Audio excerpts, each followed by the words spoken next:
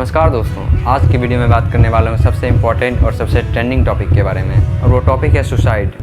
हाल ही में सिर्फ कोटा में 6 स्टूडेंट ने सुसाइड किया है। दूसरे सभी वो स्टूडेंट्स थे जो डॉक्टर इंजीनियर बनने के लिए एजुकेशन सिटी कोटा आए थे, लेकिन अब इनके नामों के साथ डॉक्टर और इंजीनियर नहीं बल्कि स्वर्गीय, मृतक और मरहूम जैसे शब्द जुड़ गए हैं। क्यों करते हैं सुसाइड, क्या वजह है, चलिए बात करते हैं आज की इस वीडियो में।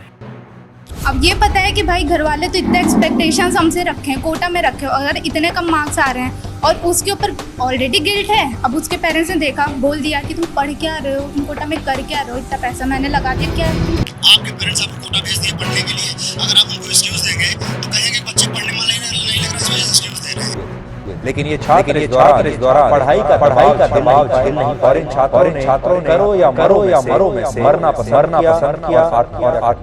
और सबसे पहले मैं आपको बताना चाहता हूँ आईआईटी कॉलेजेस के बारे में। हमारे देश में टोटल 23 आईआईटी कॉलेजेस हैं, जिसमें कि 17,000 के आसपास सीट्स हैं।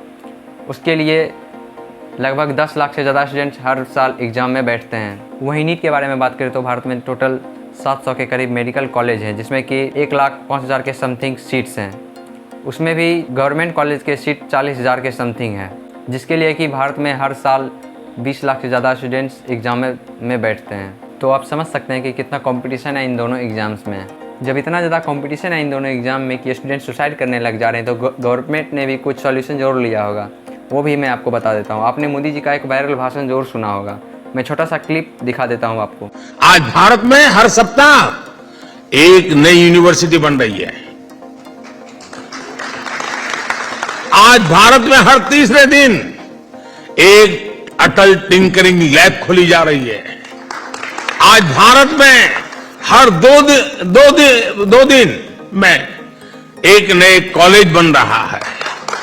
आज भारत में हर दिन एक नई आईटीआई की स्थापना हो रही है। आज भारत में हर साल एक नया आईआईटी और एक नया आईआईएम बन रहा है। और आपको बता दूं कि इस भाषण में जो बोला जा रहा है वो पूरी तरह गलत है। लेकिन सच तो ये है कि भारत में 2014 के बाद एक भी आईआईटी कॉलेज बनाया ही नहीं गया, जिसके कारण इतना ज़्यादा कंपटीशन भी बढ़ गया। अगर बनाया गया होता तो कॉलेज भी बढ़ती, उसके साथ सीट भी बढ़ती, तो इतना ज़्यादा कंपटीशन नहीं होता इंडिया में। लेकिन अगर ये बात सही होता तो अभी के टाइम में 9 और आईआईटी कॉलेज बन जाता और उसके साथ उसके सीट भी बढ़ जाता। लेकिन ये बात पूरी तरह एक जुमला निकलता है। होता यही है कि हमारे देश में जब कोई न्यूज़ देखता है तो उस न्यूज़ का फैक्ट चेक नहीं करता है, और मीडिया भी इस चीज़ को नहीं बताती है। इसलिए हमारे देश के प्रधानमंत्री भी इस तरह की बात पूरी तरह झूठ बात को फ्रेंकली बोल लेते हैं पब्लिक के सामने, और पब्लिक उस चीज़ को एक्सेप्ट भी कर लेती है, लेकिन उसका फैक्ट चेक नहीं करती। लेकिन मैं ज़्यादा पॉलिटिकल टिप्पणी करना नहीं चाहता, तो मैं अपने टॉपिक पे वापस आता हूँ। दोस्तों, अब बात करते हैं स्कूल और कोचिंग इंस्टीट्यूट्स के बारे में। वो क्या करते हैं इस पूरे चीज़ में।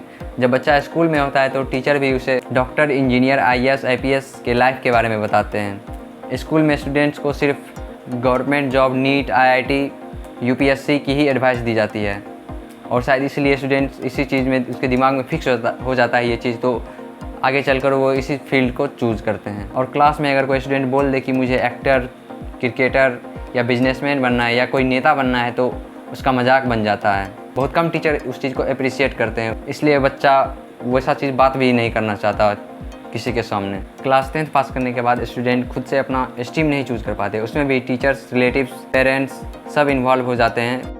10th तो खत्म हो गया, अभी आगे क्या सोचा है? पापा मैं आर्ट्स लूं, आर्ट्स एंड क्लास पढ़ेगा तू? नहीं आर्ट्स नहीं, कॉमर्स लूं, कॉमर्स। बैंक में नौकरी करता तू? कॉमर्स में बैंक के अलावा भी बहुत सारी चीजें होती है। नहीं कॉमर्स नहीं, बिल्कुल नहीं। तो बाकी बच्चा क्या? साइंस। हाँ, ये हुई ना मन की बात। मुझे बहुत खुशी होती है जब तू अपनी मन की सुनता है। साइंस बढ़िया है, साइंस का फॉर्मूला मैंने सोच लिया है। मैं डांसर बनूंगा और पार्ट लूंगा DID में। और कोचिंग इंस्टीट्यूट्स की बात करें तो वो तो सबसे ज़्यादा फायदा और मौज में ही रहते हैं, क्योंकि उनको चाहिए। कोचिंग इंस्टीट्यूशन का क्या टारगेट होना चाहिए, कितने सिलेक्शन हुए, परंतु टारगेट क्या होता है, कितने एडमिशन हुए। भले स्टूडेंट एग्जाम क्रैक करे या ना करे, लेकिन कोचिंग के द्वारा फेक नंबर जरूर दिखा दिया जाता है, ताकि अगली बार ज़्यादा से ज़्यादा स्टूडेंट उस कोचिंग में एडमिशन लें। और ये हर कोचिंग करता है हर बार पे, और इसलिए भले ही स्टूडेंट्स का कुछ हो या ना हो, लेकिन ये कोचिंग वाले जरूर करोड़पति बन जाते हैं स्टूडेंट के पैसों से। दोस्तों, अब बात करते हैं इंडियन पेरेंट्स के माइंडसेट के बारे में।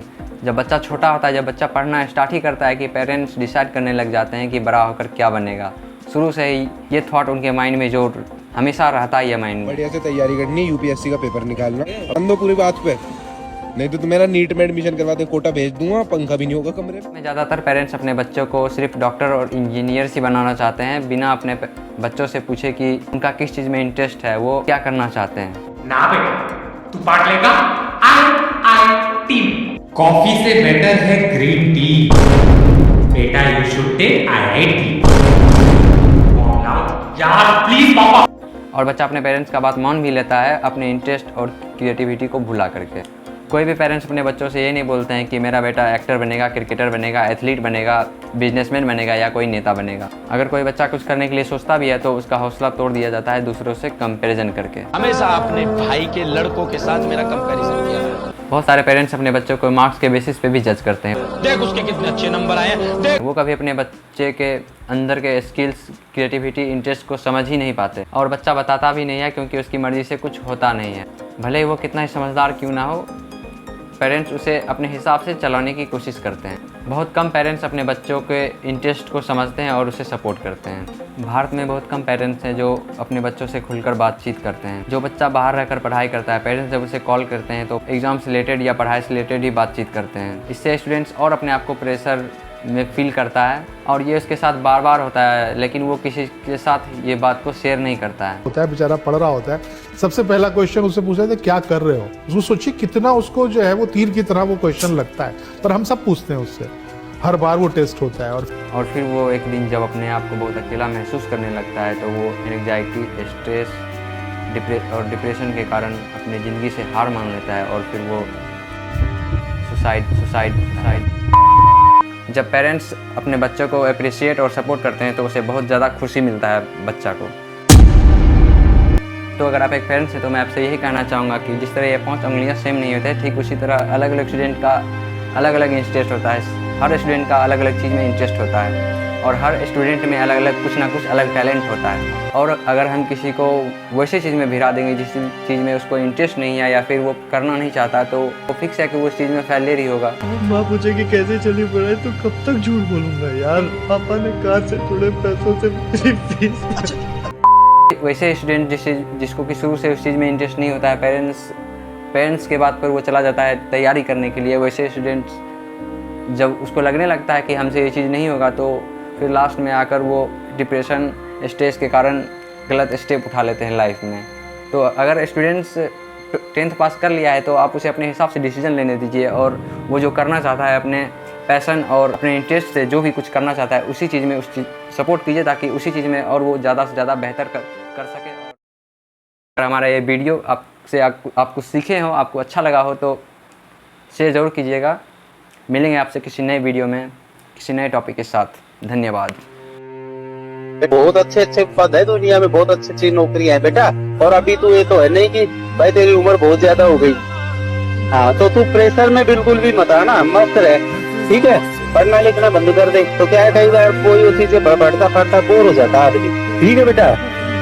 ना तो तेरी उम्र ज्यादा हुई है और ना कोई नौकरियों का ऑप्शन खत्म हुए, तू इंटेलिजेंट है और बहुत नौकरियां हैं, बहुत अच्छी अच्छी चीज है। और अभी मैं बुढ़ा नहीं हुआ, अगवा घर में कोई कमाने वाला ही नहीं है, कोई अपनी दिक्कत है, अगवा पैसे की दिक्कत है, मैं खूब कमा लूंगा, तू चिंता मत कर।